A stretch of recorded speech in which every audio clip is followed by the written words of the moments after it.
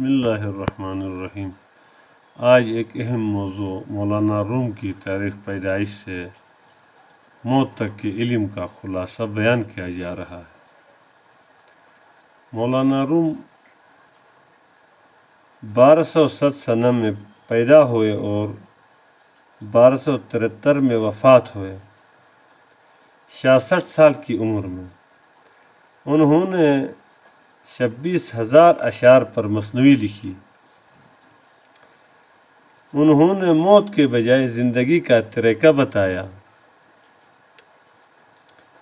ان کی تدبیر میں انسان کو ابتدا میں چھوٹا بننا پڑتا ہے، لیکن آخری مرحلہ میں پہنچ کر وہ بڑائی اور فتح کے بلند مقام کو پا لیتا ہے۔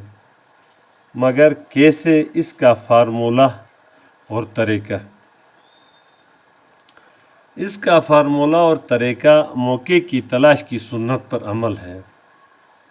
زندگی دوسرے مواقع سے بری ہوئی ہوتی ہے۔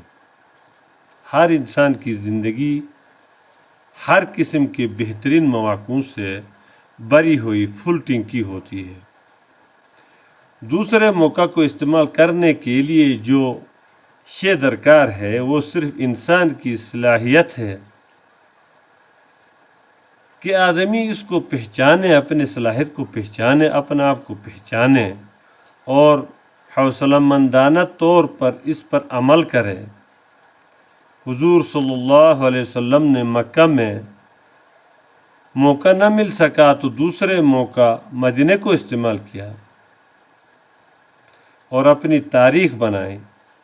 مغربی قومیں صلیبی جنگوں میں اپنے لیے موقع نہ پا سکی تو دوسرا موقع علمی کو استعمال کیا اور کامیابی کا مقام پایا۔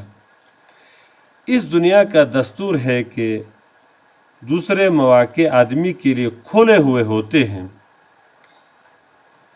اور کچھ مواقع بند ہوتے ہی عقل مند آدمی کھولے ہوئے مواقع استعمال کرتا ہے اور آگے بڑھتا ہے، کیونکہ مواقع ہر آدمی کے لیے ہر جگہ کھولے ہیں۔ اس دنیا کا قانون فطرت یہ ہے کہ دینے والا 10 گنا پاتا ہے۔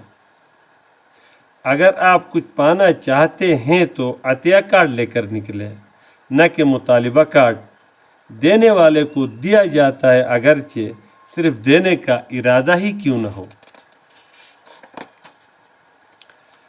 اقدام آج اور نتیجہ آئندہ آتا ہے۔ کامیابی ہمیشہ 20 سالہ محنت کے بعد آتی ہے۔